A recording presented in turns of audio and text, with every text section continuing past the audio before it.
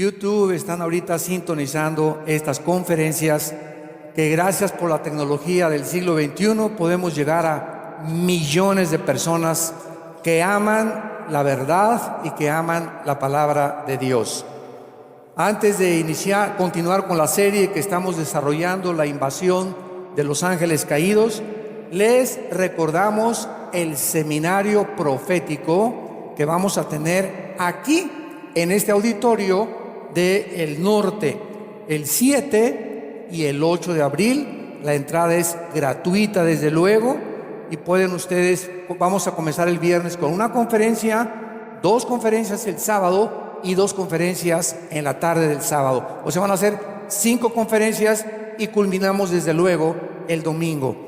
Así que el 7 y el 8 de abril traigan ustedes a las personas, va a ser de puras profecías bíblicas del Apocalipsis, del Anticristo, de la segunda venida, el arrebatamiento, y no pueden perder la secuencia. Así que pues no vengas el sábado en la tarde porque no viniste en la mañana y entonces ya no sigue la secuencia de cómo cronológicamente vamos a desarrollar este tipo de conferencias. Este folleto lo pueden conseguir, lo están repartiendo, seminario profético el 7 y el 8 de abril. Y mi esposa y yo le damos muchas gracias a Dios de poder estar más tiempo ya aquí en México con todos ustedes, con las iglesias en México, y hemos cancelado ya casi el 80% de nuestras salidas al extranjero para quedarnos con México lindo y querido. Amén. Muy bien.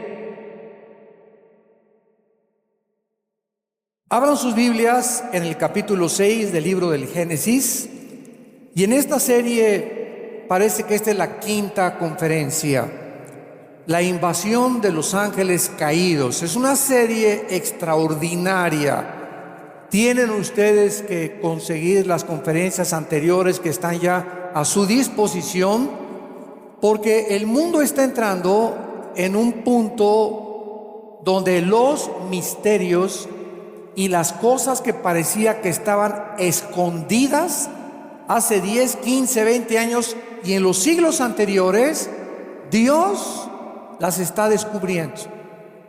Durante muchos siglos, por ejemplo, han estado tratando de investigar quién hizo las pirámides de Giza en Egipto. ¿Cómo es posible que el ser humano haya puesto piedras de 150 toneladas, de 200 toneladas, una sobre la otra, cortadas como mantequilla hace 4.500, 5.000 años, sin tener ni las herramientas que en el siglo XX comenzaron a desarrollarse? ¿Cómo es posible que estas pirámides hayan podido ser hechas por el ser humano? Cosa que el mismo Napoleón Bonaparte, cuando llegó a Egipto, dijo: esto es una obra sobrenatural. Y dejemos ya esto, porque en las conferencias anteriores me extendí bastante y profundicé sobre el sistema también de impermeabilización que tienen. Qué increíble que estas pirámides de más de 4.000 años no se hayan erosionado con el viento. En la casa tuya y en la nuestra tengo que impermeabilizar. Este edificio lo tenemos que impermeabilizar cada 2, 3 años, cada 5 años. Todo requiere protección. Estas pirámides nunca se han impermeabilizado, nunca se les da una capa de pintura y permanecen intactas en más de 4.500 años. ¿Cómo es posible que esta misma estructura aparezca cientos de kilómetros en Machu Picchu en Perú, en Bolivia, en Stonehenge en Inglaterra, en Yucatán, en las pirámides de Quetzalcóatl y de Chichén Itzá, en Israel, al norte del Galilea, donde hay 5 círculos de piedras de más de 100 toneladas que no se pueden ver desde el punto de vista humano? Tienes que subirte a un avión para ver desde arriba, arriba del mar de Galilea, que están esta construcción parecían que fueron observatorios celestes que hace 4 o 5 mil años fuimos visitados, dicen, por extraterrestres.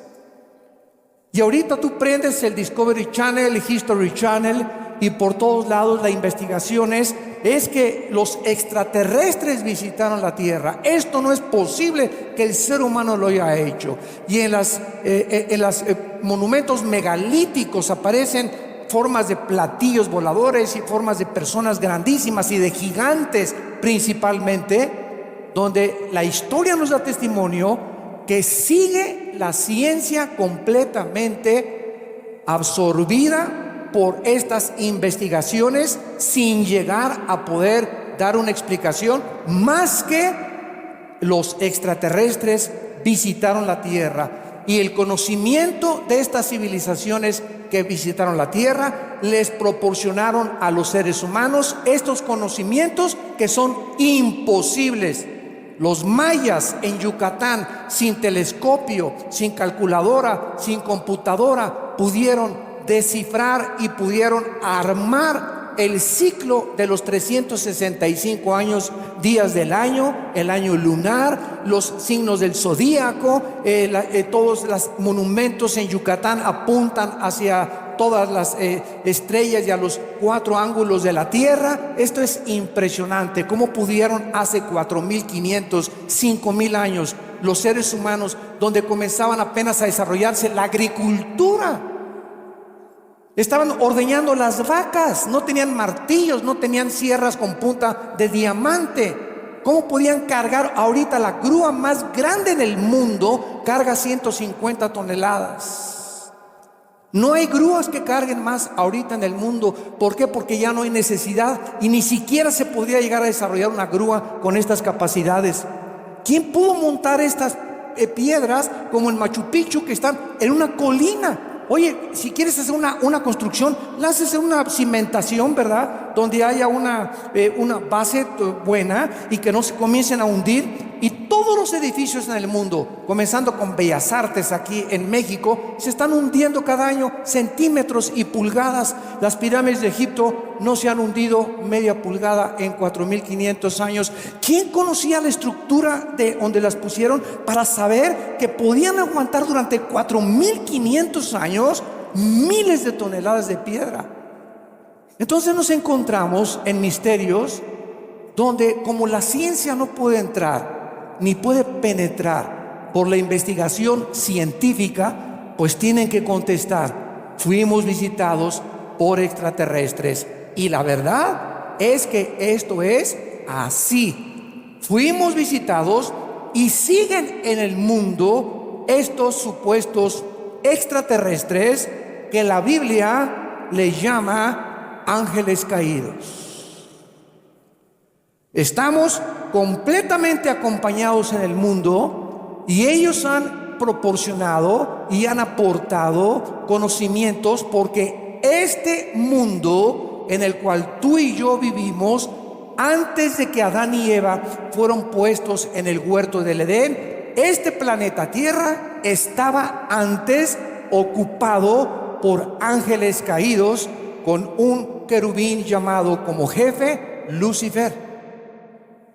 Y cuando vemos nosotros en el Génesis, en el primer versículo, Dios hizo los cielos y la tierra, vemos en ese momento que la tierra y los cielos es el objeto donde Dios se concentra. De todos los miles de planetas y galaxias, es la tierra el centro principal, el eje, este puntito insignificante en los billones de galaxias que existen. Dios se concentra en el planeta Tierra. Y cuando lees el versículo 2 del Génesis, cambia completamente el panorama. Y la tierra se encontraba en estado caótico, devastada, en oscuridad. Las tinieblas cubrían el abismo.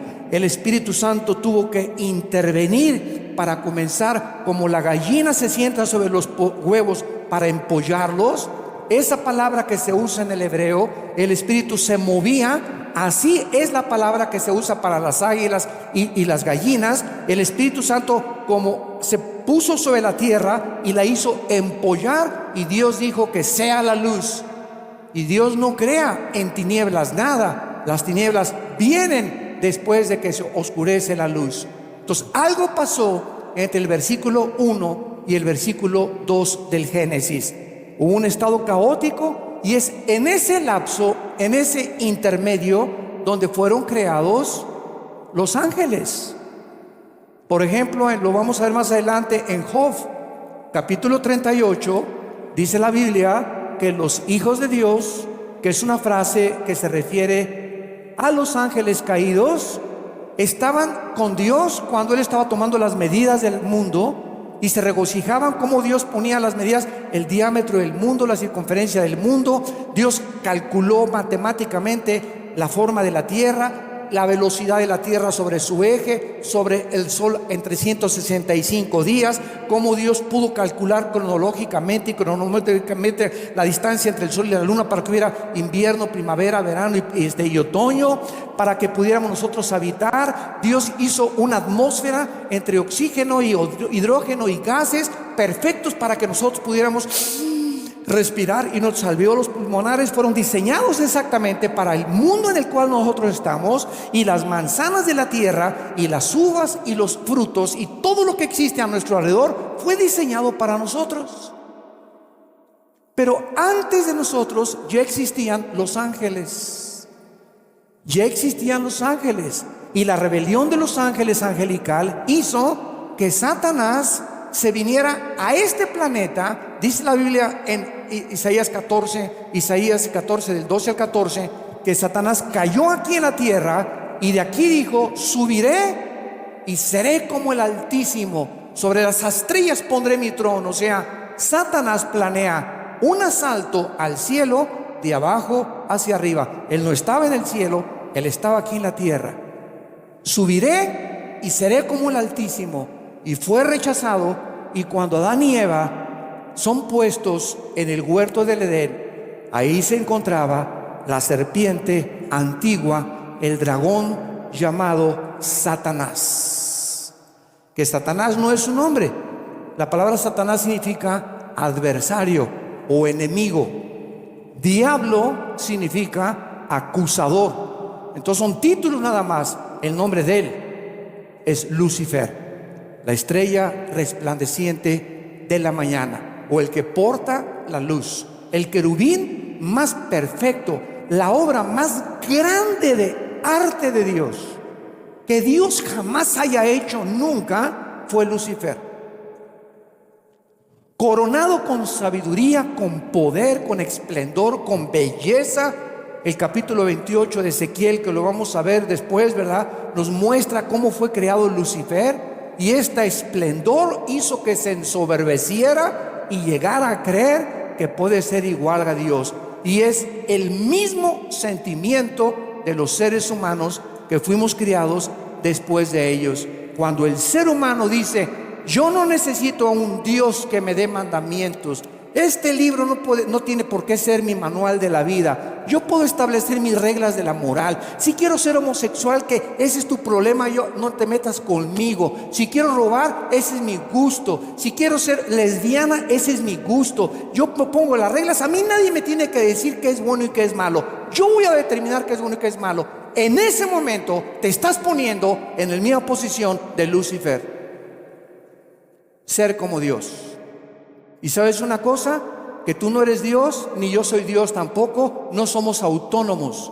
Nosotros no determinamos lo que nosotros queremos hacer. Somos criaturas morales, limitadas, frágiles, tontas, burras, rebeldes, duros de corazón, que nos encontramos con la gloria de Cristo en la cruz y caemos a sus pies, quebrantados, humillados, reconociendo: te necesitamos, Dios, te necesito en mi matrimonio, te necesito con mis hijos, te necesito en mi trabajo, Señor. Sin ti no quiero hacer. Alma mía, ¿por qué te abates dentro de mí? Espera en Dios, porque le debemos de alabar. Y cuando hay esa necesidad del ser humano de reconocer que no puedes vivir sin Dios, es cuando Jesús entra a tu vida, en la persona del Espíritu Santo, y comienzas a entender que no somos dioses, y que si tú rechazas a Jesús, estás siguiendo los pasos de Lucifer, tu autoindependencia, tu autonomía, y no somos dioses. Por eso el mundo en el siglo XXI en que nos encontramos al borde de una tercera guerra mundial ya. Ya se oyen los tambores y los cascos del Apocalipsis en el cielo, y el mundo se dirige ya con los tambores de guerra. Otra vez, Estados Unidos acaba de invertir bajo esta nueva administración más del 60% del presupuesto en armas nucleares. Y cuando oye eso la China, y cuando oye eso Inglaterra, y cuando oye eso Rusia, están siguiendo los mismos pasos, los tambores de guerra. Y la Biblia dice: oiréis de guerras y rumores de guerras, y será el principio de los dolores. Entonces la Biblia, cuando la abrimos, nos corre las cortinas y nos muestra que efectivamente extraterrestres visitaron la tierra y ahora la siguen visitando, nada más que de diferente forma, y eso lo vamos a ver después. Pero aquí este planeta estuvo habitado, y estas estructuras que ahorita nadie sabe ni comprende, que la única conclusión es imposible. Los mismos científicos, astrofísicos, geólogos, antropólogos llegan a la conclusión: estas construcciones no las hicieron los seres humanos. Imposible que los seres humanos las hayan hecho.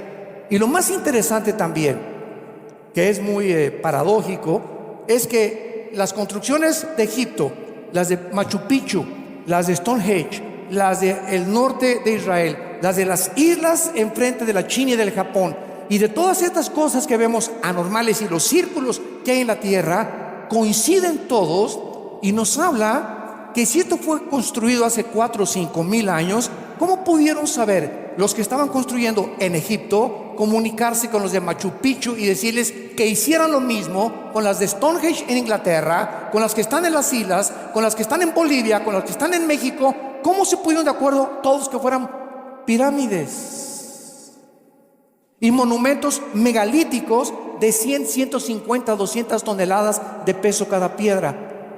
No tenían WhatsApp,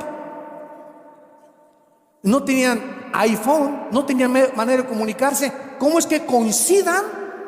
Parecería, ¿verdad?, que los que hicieron esto hace 4.500 años o 5.000 años eran personas o entidades que no eran seres humanos, y que este conocimiento lo dejaron como una huella de que aquí el mundo estuvo habitado, tal como la Biblia lo dice, por ángeles caídos. Ahora vamos a ver también, en la segunda conferencia, que una cosa es muy diferente: los ángeles caídos de los demonios.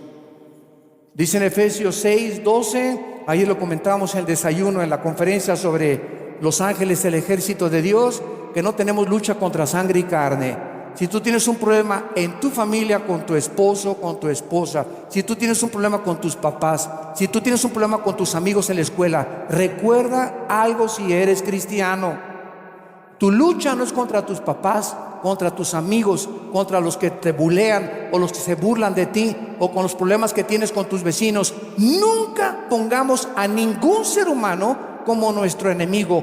Los enemigos que nos acosan a nosotros son entidades espirituales que están detrás de tus maestros, de esos amigos que te quieren humillar y decirte que tú no tienes propósito, que eres fake, que tienes narices de albóndiga y que nunca vas a llegar a hacer nada, etcétera, etcétera. Y tus vecinos que les cae gordo, y las envidias que tienes. Nunca ataques al ser humano. Híncate. Comienza a orar por esas personas, por mi maestro, por mi esposo. Mi esposo no lo voy a cambiar. Espíritu Santo, tú eres el único que puedes cambiar a mi hijo, a mi esposa, a mis hijos, a mi cuñado, a mi jefe en mi trabajo. Nosotros no somos dioses. No perdamos de vista la guerra espiritual. No tenemos lucha contra seres humanos, sino con entidades espirituales de los cuales estamos rodeados, que están influyendo en los gobernantes, en los presidentes, en los dictadores, en tu tía, en tu madrina, la que te bautizó, entre tu tío, entre tus vecinos, entre las personas que parecen que son nuestros enemigos. Ellos, si tú te pones, me voy a vengar y le voy a hacer estas cosas, estás rebajando la lucha al terreno carnal y al terreno físico. Pero si tú comienzas a descubrir el poder que se encuentra en la oración, como dice la canción, penetrando en el mundo de las tinieblas. Cuando de repente hay una línea de tinieblas así que aparece en mi vida y que está representada por seres humanos. Puede ser tu esposo, que ya no lo aguantas, tu esposa, tus papás o tus primos. No te vayas contra las personas. Híncate. Y sabes que hay una cosa, cuando comienzas a hincarte y a orar: Padre, te pido por mi esposo, por mi hijo, etcétera, etcétera. La oración es como una línea que atraviesa las tinieblas, atraviesa el mundo que está oprimiendo a esos seres humanos y los comienza a confundir y a desvanecer. Entramos a las líneas del enemigo solo con la oración. No hay ninguna otra forma de penetrar las líneas del enemigo más que a través de la oración. Orad sin cesar. Ya lo entiendes. Y vas en tu carro: Padre Santo, eres Dios, eres mi Señor. Guárdame, voy a la carreta, voy a Cuernavaca. Padre, te pido ahorita por mi esposo. Te alabo, te bendigo. Te levantas a las 3 de la mañana, dices que vas al baño, pero es pura guaca de que vas al baño.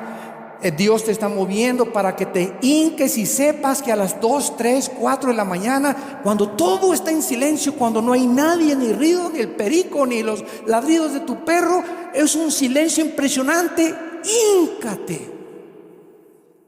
Yo te desafío a que lo hagas. Híncate.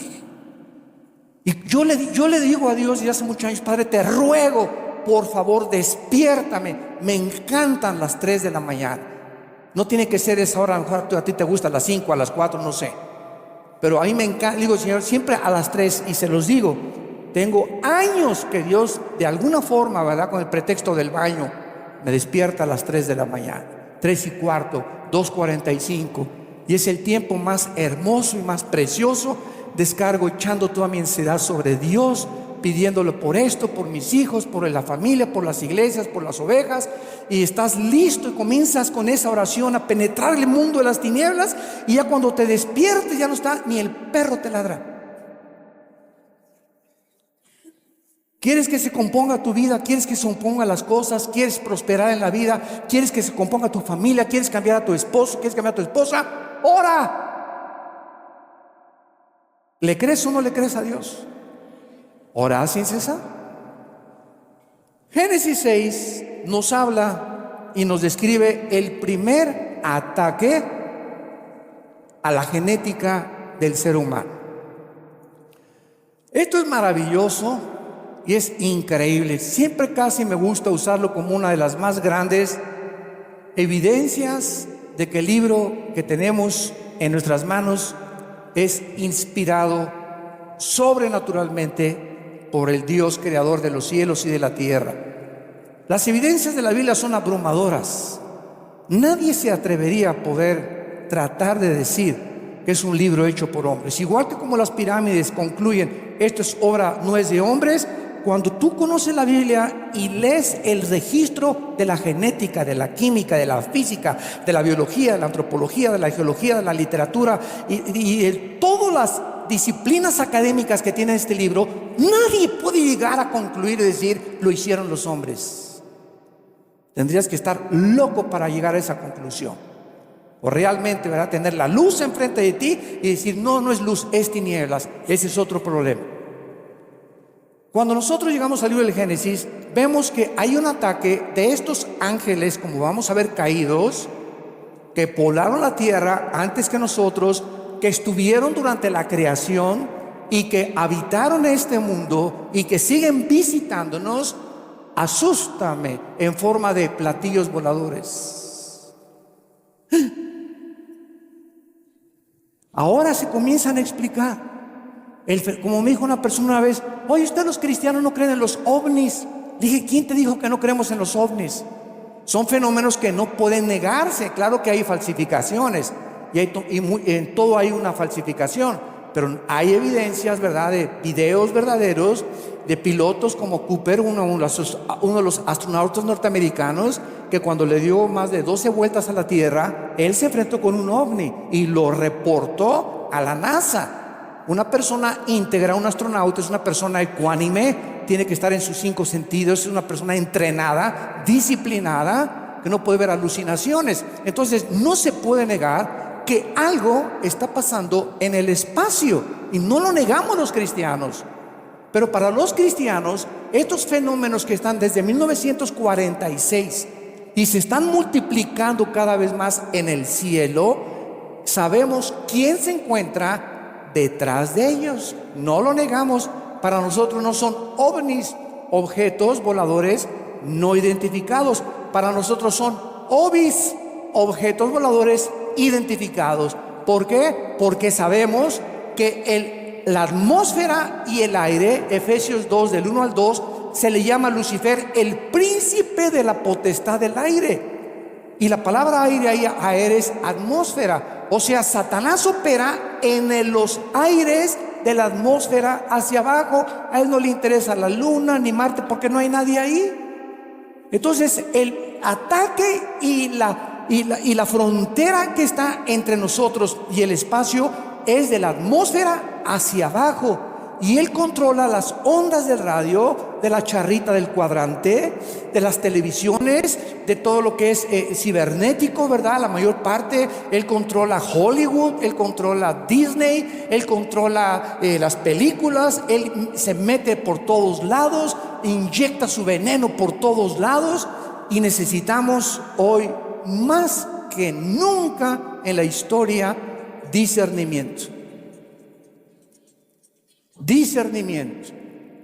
¿Qué es el discernimiento? Es la capacidad espiritual para distinguir entre la luz y las tinieblas, entre la verdad y entre el error, entre lo negro y entre lo blanco.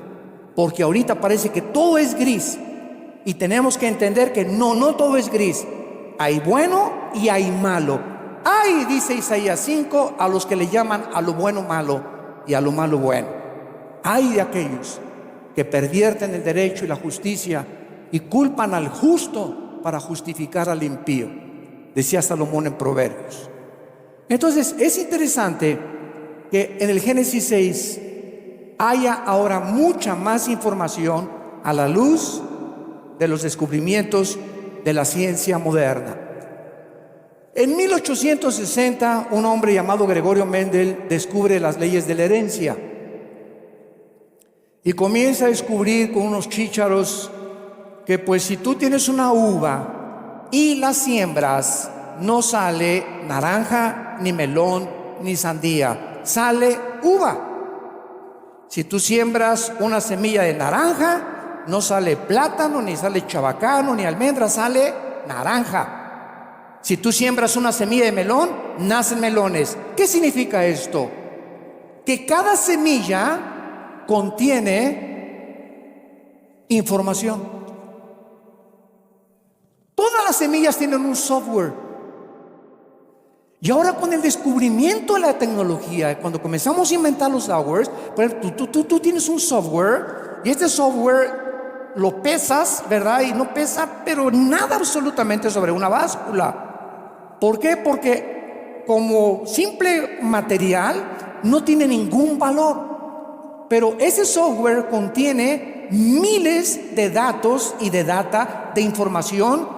Y si yo me encuentro un software y lo meto a una computadora, yo nunca podré concluir esta información la hicieron las arenas del mar.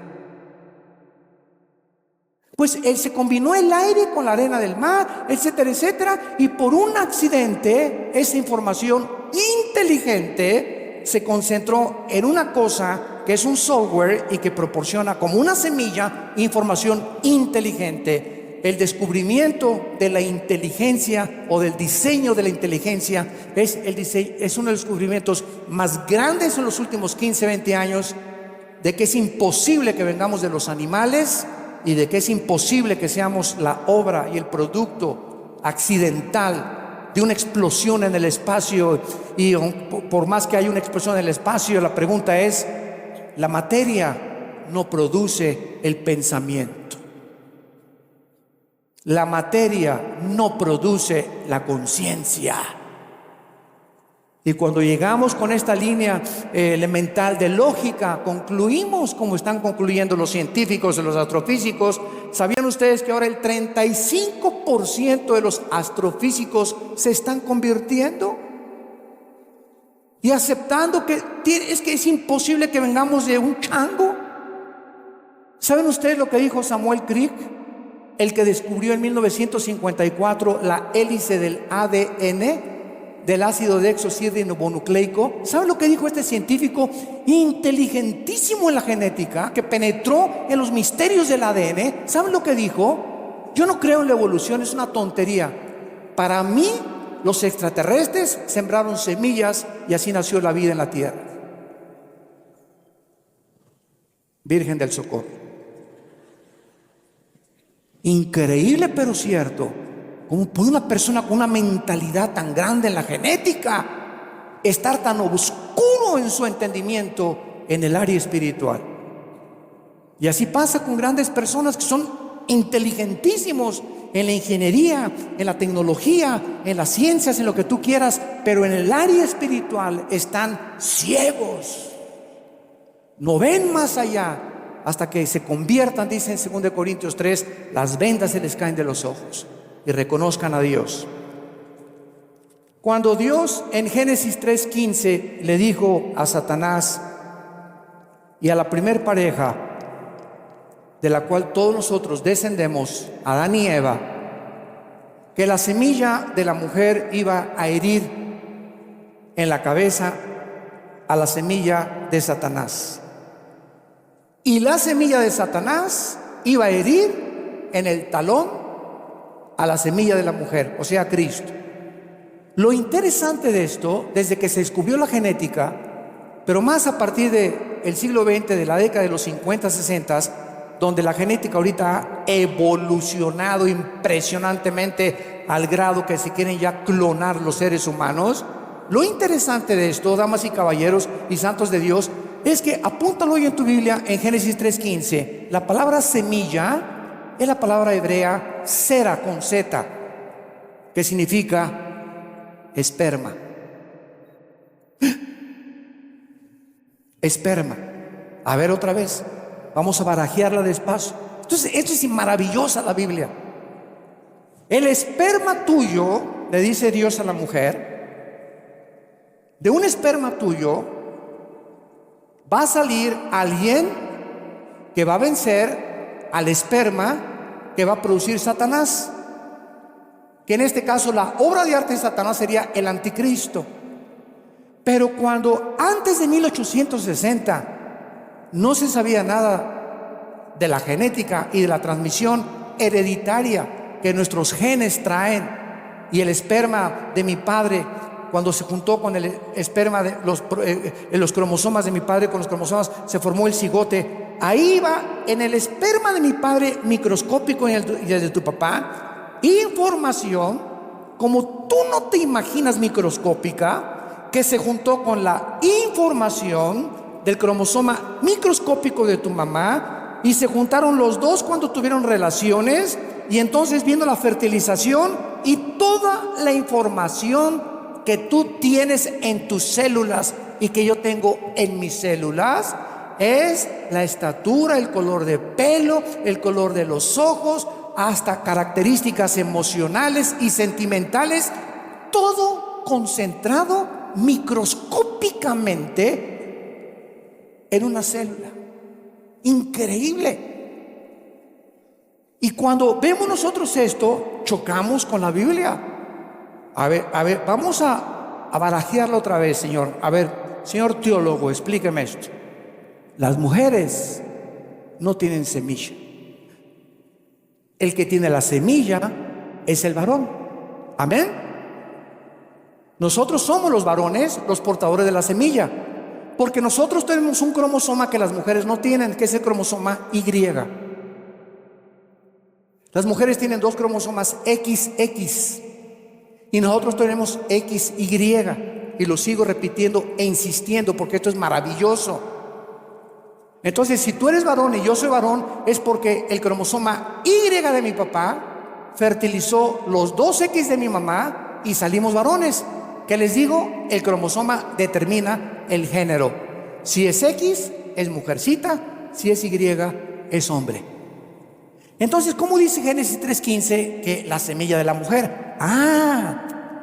Pues en aquel tiempo todavía no tenían los medios de investigación que tenemos nosotros, pero pasaron los siglos, y entonces, como unos 30 siglos después, Dios le revela a un profeta llamado Isaías en el capítulo 7. Fíjese la revelación de Dios como es progresiva. Tu semilla, y nadie entiende esto, pasa el tiempo y da más información, Dios, más luz. Pero una mujer virgen parirá al Mesías. Ya hay más información, pero viene más complicación. A ver, primero, la semilla no la trae la mujer. Ahora, una virgen es la que va a parir al Mesías, pero ¿cómo puede, si es virgen, parir al Mesías?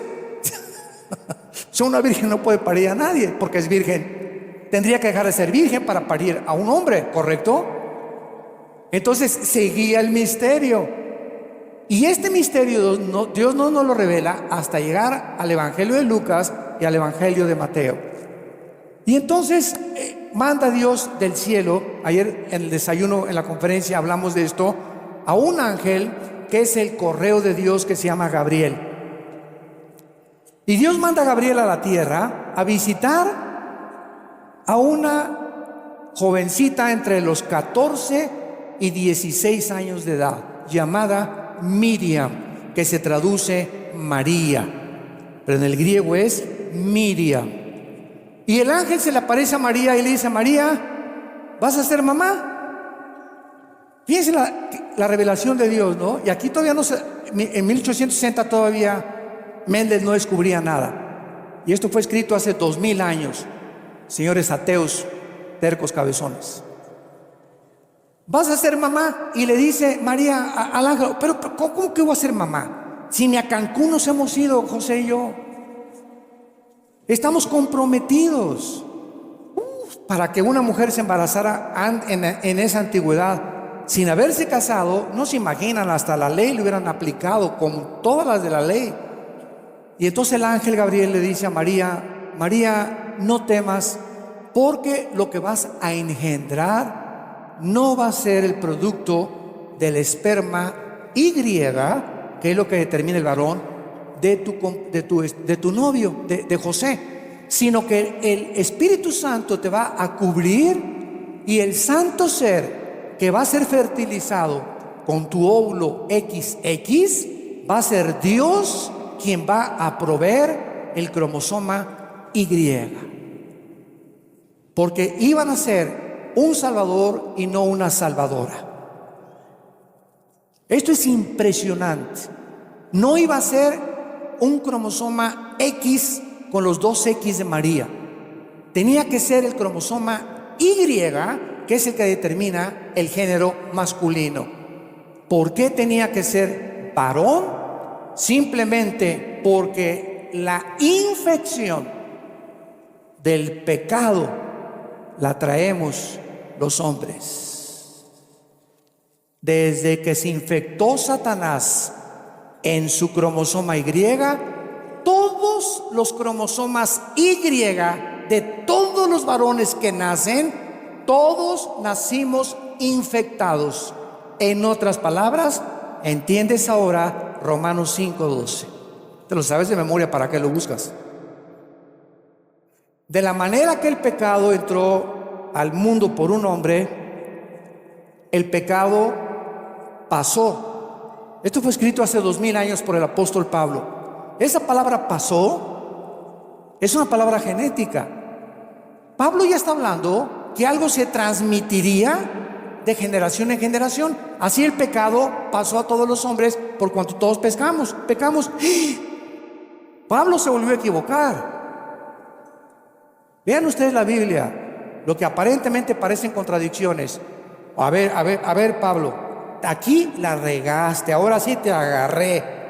¿Sabes una cosa? ¿Quién fue el primero que pecó? ¿Adán o Eva? ¿Perdón? Eva. Pero Romanos 5:12 contradice eso. porque Romanos 5 dice que el pecado entró por un hombre.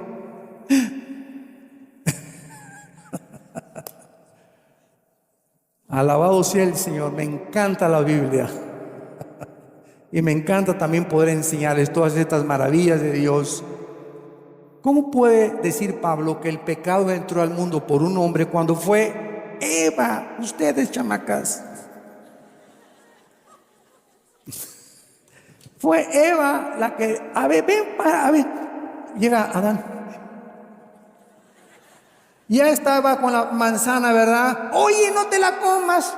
Eso dijo Adán. Nada. Digo, toma. Cándale y después se mete al cuarto. Adán fue seducido por la belleza y por lo que ustedes quieran, pero fue seducido por la mujer. La mujer dice en 2 Corintios 11, ¿verdad? Que así como Satanás sedujo a la mujer, podemos ser seducidos. Ya no, claro que las mujeres pueden seguir seduciendo en otro aspecto negativo, pero así es como Satanás opera. Entonces, cuando la Biblia dice que entró por la mujer, ¿por qué dice Romanos que por el hombre? Simplemente volvamos a leer Romanos 5:12. Ahora saca el microscopio y la lupa. El pecado entró al mundo, o sea, el que transmite el pecado es el varón. Si se juntaran ahorita 10 mujeres y se acabaron los varones en el mundo, no digan aleluya todavía, les aseguro que se acabarían platicando. No sé si les duraría la cuerda durante 24 horas, ¿verdad? Pero las mujeres son diferentes a nosotros. Hablan y hablan y hablan y les encanta porque es su naturaleza. Y gracias a Dios, ¿verdad? Gracias a Dios, mi amor. Más me vale. Si se juntaran 10 mujeres y ya no hubiera varones, ya no habría claro que ellas tienen pecado, pero ya no se transmitiría el pecado. Se morirían las 10 y se acabó la raza humana. Porque el que lo transmite somos nosotros. En el cromosoma Y. Y por eso, si José se hubiera metido con María, el cromosoma Y de José hubiera infectado, como nacimos todos infectados los seres humanos, por cuanto todos pecamos y todos fuimos destituidos de la gloria de Dios, Romanos 5:23. Entonces el Salvador y el Mesías hubieran nacido infectados como tú y como yo, y hubiera sido imposible que muriera y pagara por nuestros pecados, porque el Mesías tenía que ser sin mancha, hecho más sublime que los cielos y sin pecado. Es el único ser humano que ha nacido sin pecado. Abraham, Isaac y Jacob, las vírgenes, los papas, los santos, Santa Rita de Casia, no hay nadie que haya nacido sin pecado. La misma María, Miriam, tuvo que ir a purificarse de acuerdo a la ley. Lucas capítulo 2, después de parir a Jesús. Entonces es normal que si hay una promesa desde el principio de la creación de que Satanás iba a atacar, ¿qué cosa? Los espermas, la genética humana, porque Satanás sabe que fuimos creados a imagen y semejanza de Dios. Y como en el esperma y como en el ADN de los billones de células que tenemos viene toda esa información, Satanás desde el principio hasta nuestros días tiene que deformar al ser humano, tiene que hacernos creer que venimos de los animales, que no somos creados imágenes y semejanza de Dios, que no somos agentes morales, que no somos responsables de nuestras acciones con las consecuencias que conllevan cada vez que tomas una decisión. Y entonces vemos en la historia que todos los dioses de la antigüedad eran mitad animal y mitad hombre. Tú ve, por ejemplo, para no ir tan lejos, vete a Starbucks. Te encanta el café, ¿verdad? No hay ningún problema, nosotros también somos muy cafeteros, nos encanta el café, sobre todo el de Colombia. Los que nos escuchen de Colombia, arriba el café de Colombia. No se enojen los de Costa Rica, En Starbucks, el símbolo de Starbucks, ¿cuál es? Una sirena, una mujer con cuerpo de pez. El dios Dagón, en 2 de Samuel, era cuerpo de pez, cuerpo de hombre. El famoso centauro, cuerpo de caballo, cuerpo de hombre. Todo lo que sea mezcla animal, hombre, es obra de Satanás. Y Él mezcla la animalidad con la humanidad, porque nos quiere hacer creer que nosotros descendemos de los animales, en la famosa teoría de la evolución, que por cierto es anticientífica, biológica, química y físicamente, indemostrable. Ya dejemos la Biblia, es indemostrable en el campo científico la evolución de las especies.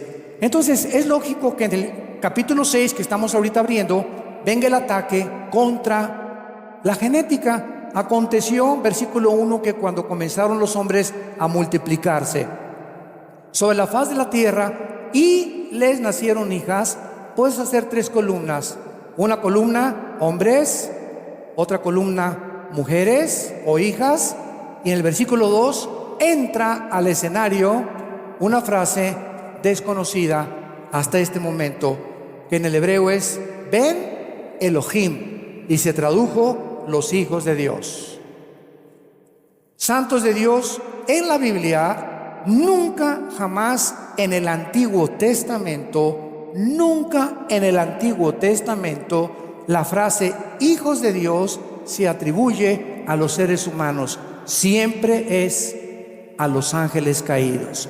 Veamos esta verdad en el libro de Job rápidamente, capítulo 1 y capítulo 2.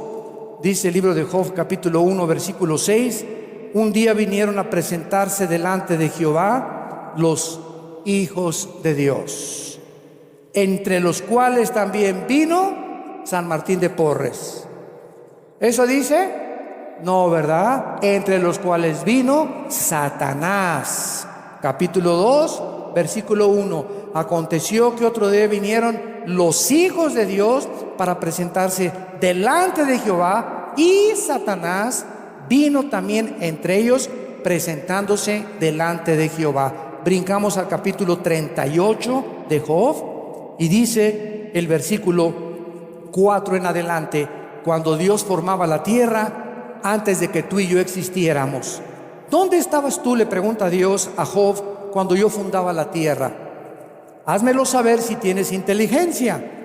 ¿Quién ordenó sus medidas, si lo sabes? ¿O quién extendió sobre ella cordel? ¿Sobre qué están fundadas sus bases? ¿Y quién puso su piedra angular? Cuando alababan todas las estrellas del alba y se regocijaban todos, ¿quiénes? Los hijos de Dios. 4 veces, y en el Salmo 29:1, solo 4 veces en todo el Antiguo Testamento se usa la frase hijos de Dios para referirse a los ángeles. Regresamos a Génesis 6 rápidamente y vemos ahora este fenómeno que aconteció hace aproximadamente 4.500, 5.000 años.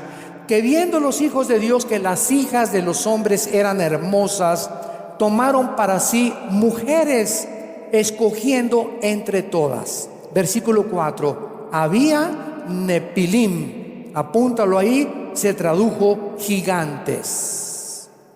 Es la palabra hebrea Nepilim, con P de Pedro y H intermedia, Nepilim. Y esta palabra significa literalmente los caídos. Viene del verbo nepal en el hebreo, que significa el que cae.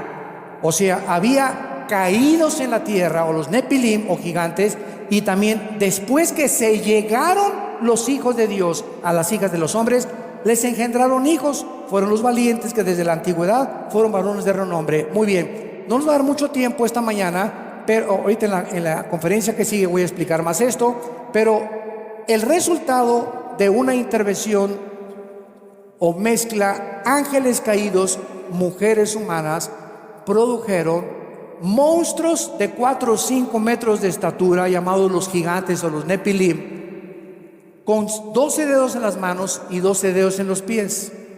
Estos monstruos, ¿verdad? Nadie los puede explicar de dónde salieron, y aquí claramente lo vamos a entender conforme vayamos desarrollando esta serie. Nacieron como un producto de una mezcla ángeles humanos. Hay muchas personas que toman un solo versículo para decir, es que Cristo en Mateo 22 dice que seremos como los ángeles en el cielo, que no nos vamos a casar. Pues claro que no nos vamos a casar. ¿Qué cosa es el casamiento? El matrimonio. El matrimonio es un contrato aquí en la tierra que tiene que ser ejercido por autoridades civiles que me dan un papel y me dice el juez, mira Armandito, aquí fírmale. Y cuando tú le firmas, quiero decirte que tu esposa tiene este contrato, que es el acta de matrimonio. Y si tú no le das la manutención necesaria a tus hijos, y si tú quieres golpear a tu esposa, etcétera, ella tiene un documento ante nosotros para poder ejercer una pena judicial en tu contra. Pero cuando nada más, pues ¿para qué nos casamos? Si está mejor así, mejor ni nos casamos. El día que tengas un bebé, a ver, reclámale. El día que quieras demandar un derecho, a ver, reclámale. Si no estás casado, como dicen, pues nomás nos arrejuntamos. Y por eso la Biblia condena el amaciato, cuando un hombre y una mujer se unen sin un juez por lo civil. El momento que un juez por lo civil te da el contrato del matrimonio, no hay matrimonio por la iglesia en México. Hermano, quiero que nos case. Ni un pastor ni un cura en México puede casar a nadie. Escúchenme, eso dice la ley mexicana. Cuando tienes el acta de matrimonio, estás casado ante los hombres y ante Dios. Si después de que el juez te da el contrato o el acta del matrimonio, tú quieres que los pastores bendigamos tu matrimonio y quieres hacer una celebración, no te estamos casando, estamos bendiciéndoles, pero no bendecimos a nadie si antes no nos enseña el acta de matrimonio.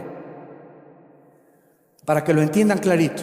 Cuando un cura dice, ¿verdad?, en la iglesia romana, ¿quién de ustedes se opone a que este matrimonio se lleve a cabo? Imagínate que salga por ahí una señora, yo tengo 2 hijos con ese sinvergüenza.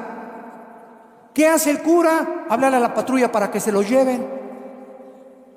Él no está casando a nadie.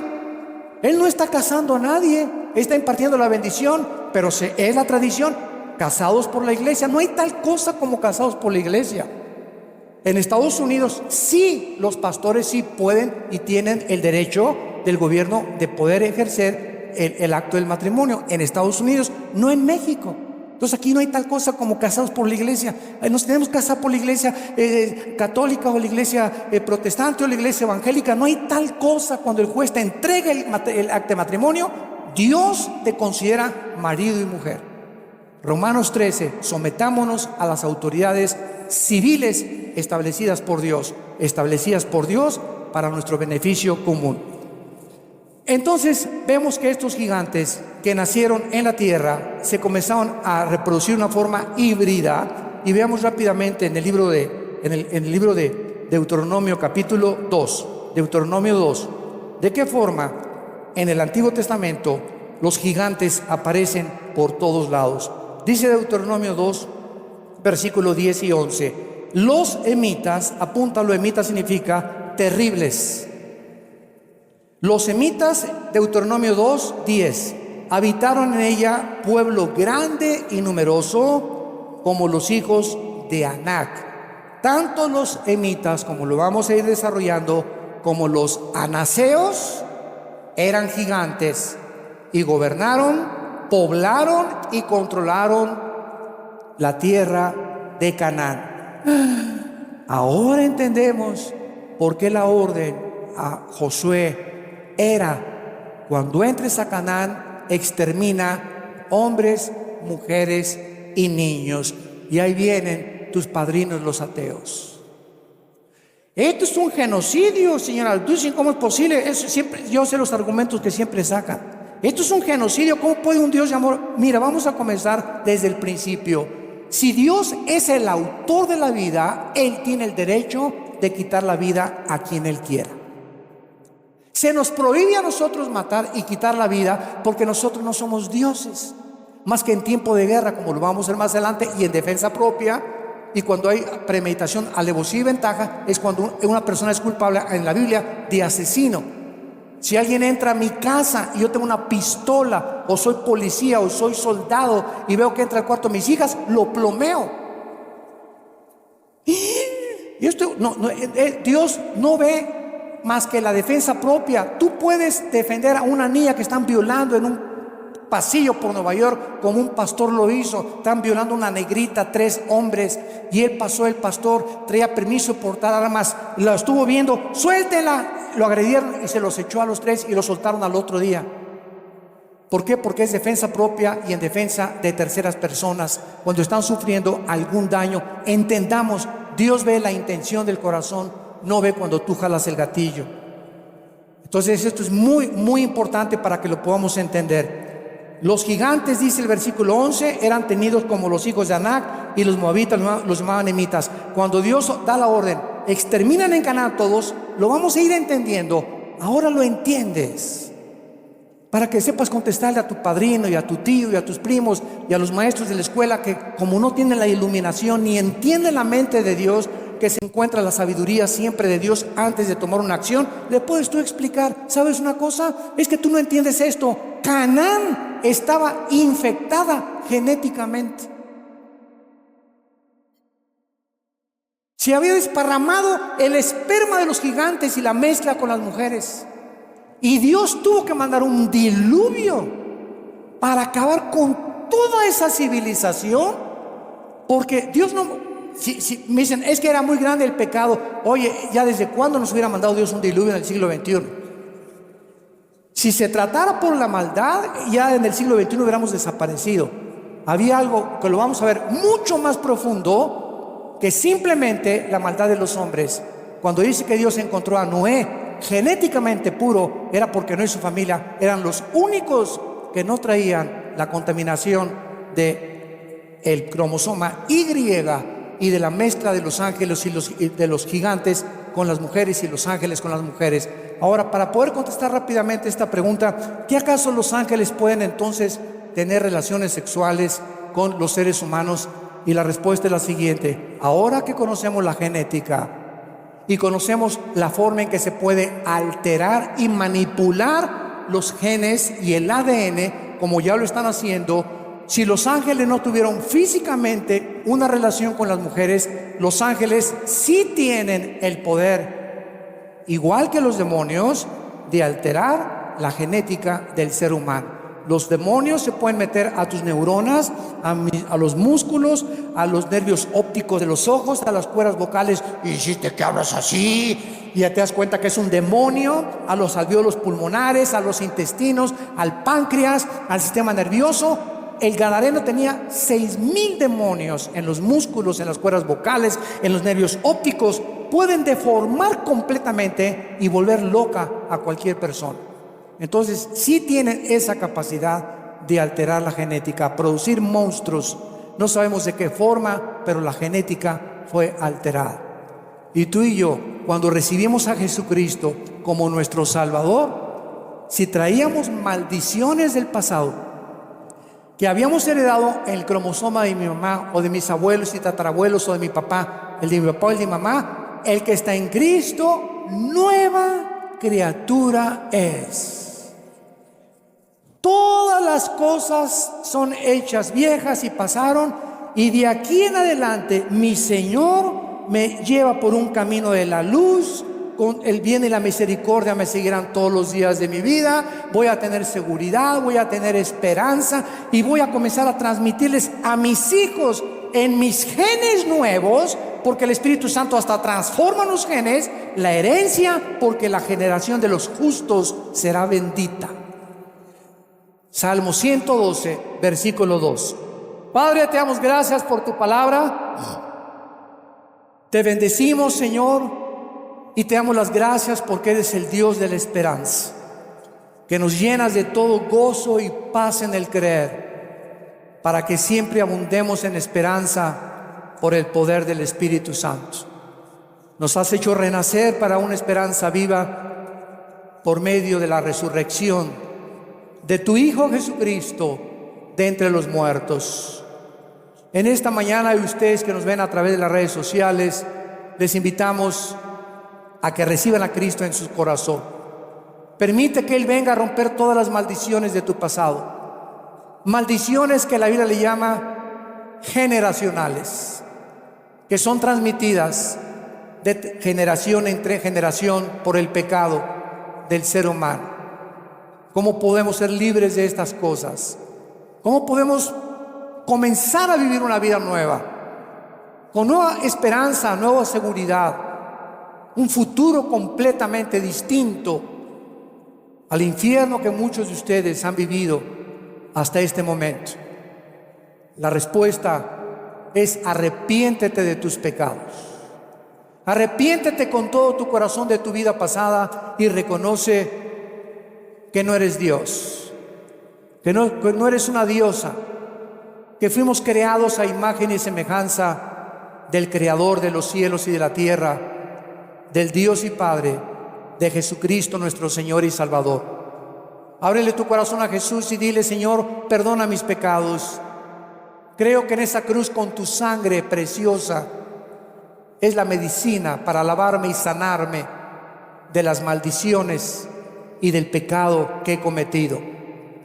Entra a mi corazón, Señor, te recibo como mi Dios, mi Salvador, y que tu Espíritu Santo desde este instante comience a manifestarse en mi vida con esa paz que vienes a darme, que yo no conocía y que sobrepasa el entendimiento. Y gracias, Señor, porque la corta vida que nos queda la quiero vivir para ti, para conocerte y hablarle a un mundo en tinieblas, un mundo perdido, que tú vives y que hay esperanza para vivir después de la muerte. En el nombre de Jesús. Amén. ¿Qué libro más maravilloso? ¿Qué libro más maravilloso? La Biblia. Gracias a Dios. Gracias a Dios, Señor.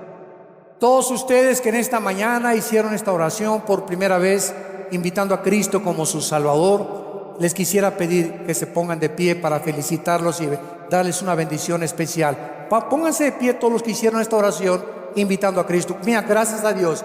Gracias, que Dios te bendiga. Gracias a Dios. Gracias, que Dios le bendiga. Gracias, que Dios la bendiga. Gracias, que Dios la bendiga. Gracias, Señor. Gracias por estas almas, gracias allá atrás, que Dios los bendiga. Gracias a Dios. Nos ponemos en pie para recibir la bendición del Señor, la bendición pastoral. Los que quieran extender su mano hacia acá, simplemente en señal que reciben esta bendición, lo puedes hacer. Si no, no hay ningún problema. Que Dios bendiga tu vida, que Dios bendiga tu matrimonio. Bendecimos a tus hijos en el nombre de Jesús. Que Dios bendiga el fruto que en este momento llevas en tu vientre. Que esta criatura nazca con la bendición de Jehová. Que él crezca o ella en un hogar donde el hombre y la mujer se amen y se perdonen, y pueda este muchacho o esta niña crecer en el conocimiento y la sabiduría de la palabra de Dios. Que Dios bendiga a tus padres. Bienaventurados los que honran a sus padres, porque es la primera bendición que Dios otorga a los que han sido hijos e hijas leales a sus padres. Que Dios bendiga a tus animales domésticos, tu servidumbre, tu entrada, tu salida, el medio donde tú laboras y desarrollas tu trabajo. Que Dios te guarde de todo mal, que puedas prosperar en el crecimiento y la gracia de Dios con toda sabiduría espiritual, que te fortalezca interiormente con paciencia, con esperanza y con la seguridad que nunca te va a dejar, nunca nos va a abandonar, y te dice en esta mañana: no temas, yo estoy contigo, no tengas temor, porque nadie podrá tocarte más que con el poder de mi espíritu. Yo lo que he determinado es guardar tu vida hasta el día de tu muerte. Que sean llenos de esa paz que solo puede venir de aquel que nos dijo: mi paz les dejo, mi paz les doy. En el nombre de Jesús. Amén. Que Dios los bendiga.